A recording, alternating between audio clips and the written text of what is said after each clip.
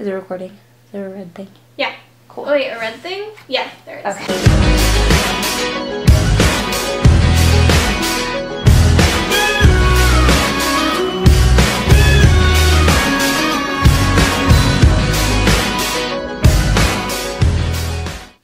Should we just have the Bengay?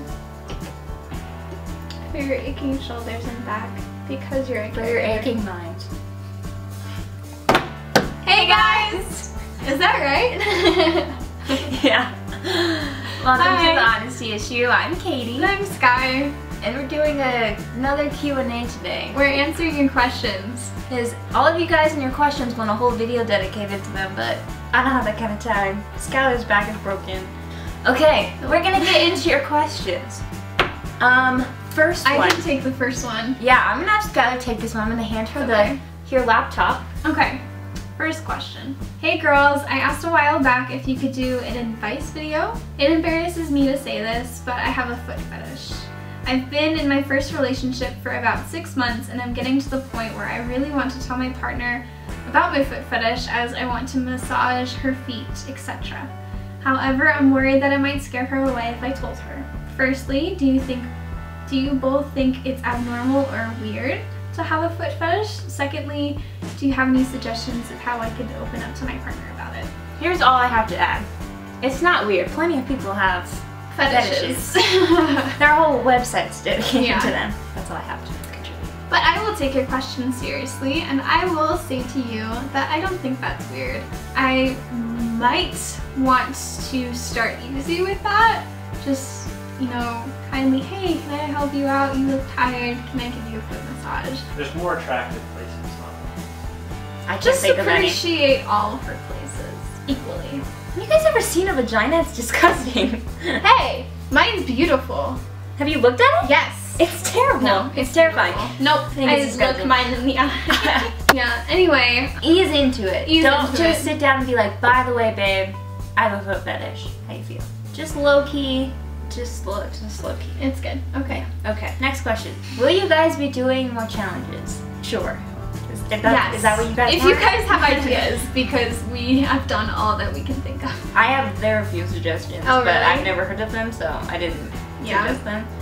If that's what the people want, we will give it to them. Can you guys do a video about how to tell someone about your self-harm, please? I love your channel. First of all, I want to say that I'm sorry that you're going through this and you have our full support in recovery. And second, ease into it. The theme of this video is called Ease Into It. I think when you tell someone about your self-harm, especially if it's your parents love you so much and they're not upset at you, they're just upset that you are hurting so bad and they don't know how to help you. Or that they didn't realize soon enough. Yeah.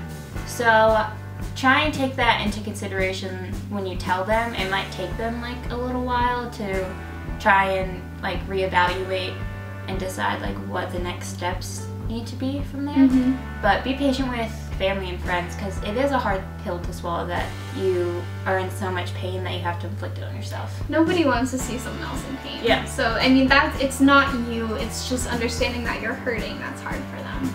To tell anyone in general that you're dealing with this, I would start off by saying, hey, I want you to know that you're really important to me and I'm just dealing with something that I'm having trouble with. I was wondering if I could get some help from you or advice, fill in what you're looking for. I'm having trouble with hurting myself. And it can just be as simple as that. You know, if they ask details, don't go that far into it. You know, that's your business, but you are looking for help or to tell them I'm just having a hard time dealing with things going on right now or my thoughts. It gets easier when we talk about it, sorry. Yeah. Me and Schuyler are really open about it, I think. Yeah. So like, well, it wasn't always that way. No. If somebody were to like ask me on the street now, Yeah. I'd be like, let me tell you the story. It's so weird how that changes, but I think once you start talking about it, it becomes less of a monster and more of a, you know what, I'm conquering this. You can talk to us about it. We already know. We got you. We will be like, yeah, Let me tell you I got you. I'm already thinking about how to tell my child when they realize, why does mommy have all of these scars and no one else does? So I've already tried to like think about the proper way to word things to help us. And I think there's ways to go about that too. That might be another thing, if you do have children and you do have, scars like that, just, hey, mommy had a really hard time growing growing up, and that's not the way to deal with things, but mommy didn't know better yet. Okay, next question. This is a long one. I know it doesn't directly involve mental health or anything like that, but would you guys consider making a video talking about LGBT issues and struggles? Great Yes. question statement. It doesn't involve mental health at all. It's not a No, illness.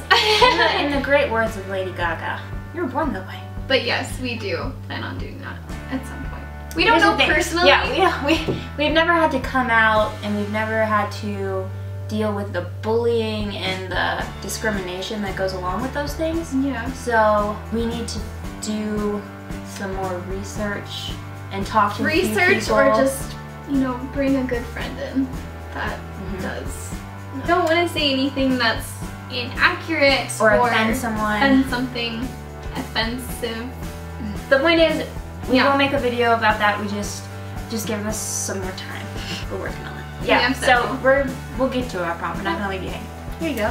Do you guys ever sit and wonder why you are feeling depressed, or do you just believe it's a chemical imbalance? 2 parts. 1, all the freaking time I'm like, Story of my life. where is this coming from? And 2, I don't believe it's a chemical imbalance. I know it is. A lot of the time, as soon as I start getting upset, I'm like, you know what, this is just something I have to deal with. This is, you know, this is probably forever. And then the more rational Schuyler's, you know what, no, did you take your medicine today? I don't think you did. So, yes, it is a chemical imbalance. And it's here's real. the thing. There is a huge difference between, wow. Feeling sad and depression? No, people that Yes. have depression, I mean, yes, but people that have depression because a family member just died or their parents made them move. Something like that. There's Got a broken difference. up with. Yeah, there's a difference between feeling depressed for a week or 2 and having a chemical imbalance. They're just not the same That's true. thing, and I think people get them confused because people feel sad sometimes, and that doesn't mean that they have. It's a feeling. Yeah. It's just like happiness. Like you you try have a to watch a happiness Nicholas disorder. Sparks movie and tell me you didn't feel sad because you're lying. Because someone's gonna die or have cancer. Oh, don't think about this too much, sweetie. Don't bring, no. Okay. This isn't even something we're talking about. That was an example. Okay, we got this. It's alright. Okay, my point is that not everyone has a chemical imbalance, but the people that do, that's why we're on medicine. And that's why we'll have to be on medicine probably for a long time. Until we can like really, really manage it by ourselves. And that takes a long time to learn all of the tools and actually use them when you need to. So the point is that Schuyler and I both have a chemical imbalance. Our depression isn't seasonal. It's not because something super traumatic just happened. It was just our brains were wired funky. And we had things that triggered it. Yes. Pretty much just, yes, we do sit and think about it, Yes. why we are feeling depressed. And then we realize it is a chemical. Well, so your question, first question answered the second one. Next question. Okay, if I have an eating disorder, how do I handle boys? Do you think she means like the stress of boys? I think so. Or like how to talk about, how to balance. Here's This the could be thing. multiple things. If you're worried about the stress of boys, if a boy is stressing you out that much, then you need to not. When we first read this No. question, it was, you know, how do I handle boys with an eating disorder? Why are you trying to handle, no, boys, no. You have something else to handle. It's called an eating disorder. Yeah, so handle but that why first. would you want to handle boys? Don't go there. They shouldn't be They're something not you have fun. to handle. They're not fun. It should just be fun. I'm gonna guess that you're in high school, because most of our viewers are. So, high school boys are dumb. Like, literally, like, I think there's something wrong with them.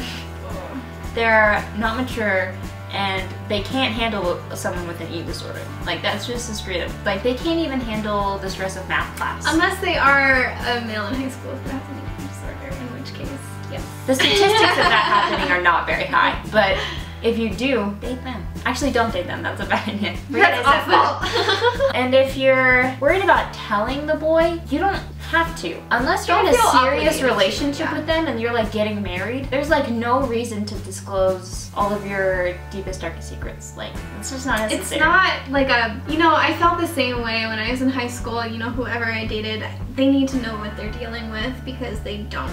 You don't have a business card that just discusses all your issues up front. That's something that you work together as a couple, unless you are in a relationship in which handle it like you would anything else. You know, they're gonna be there for you if they're a person that is worthy to stick around. But if they're getting in your way or causing you more stress, they're probably worth it. If you're in the midst of it, and sort of like, you're in the thick of it, no, you need to get better. Like, that needs to be your main priority. And if it's not, your priorities need a good balance check. Yeah, that's true. Because your mental health and your physical health are way more important than having a boyfriend. Anyway, Yeah. next question. I have a friend that is self-diagnosing all the time. What do I say? That would be annoying. Yeah. But I feel like I do know several people in my I do life that too. do that, and I haven't said anything.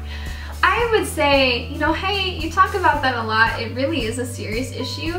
I don't know if you've been diagnosed, but if you haven't, I wouldn't joke about it. If you do have it, I wouldn't joke about it either. But that's what we do. Well, if they're self-diagnosing and they're throwing these like super serious diagnoses at you, you should go tell your guidance counselor as well. I'm assuming you're in school. I'm assuming everyone's in high school. Or you should tell their parent, because they need to go see a doctor if they think that they're bipolar or schizophrenic. If they're serious about it, yeah. I would just make an awkward moment right there and say it and just get it out there. You know what, it's gonna be awkward, but they deserve that because they've been doing it. Yeah. So that's what they get. So,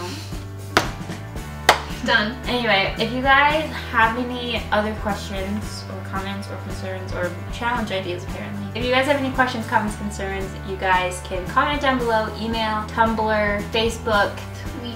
I'm gonna take our Twitter off. Just use our personal Don't tweet. Twitters. We'll get back to you. Yeah, But we'll be there. there are many other ways to get in contact with us. You'll find us. We love you guys, and we hope A lot. that you watch a Nicholas Sparks movie and feel something. Don't. Because then you're gonna be Katie, like all day. Cry about everything. It's not my fault. Look at this little twisted pretzel of sadness over here. I'm not sad. Yeah, you are, but it's okay. I cry both at happy and sad things. So really, I'm indifferent about my feelings. No, that's extreme both ways. That's not indifferent. You're trying being pregnant. It's really hard. Don't want to try. We love you. We hope we answered your questions right, and we'll see you Next sometime. time. 1, 2, 3. Hillary Clinton just emailed me on our thoughts on Trump.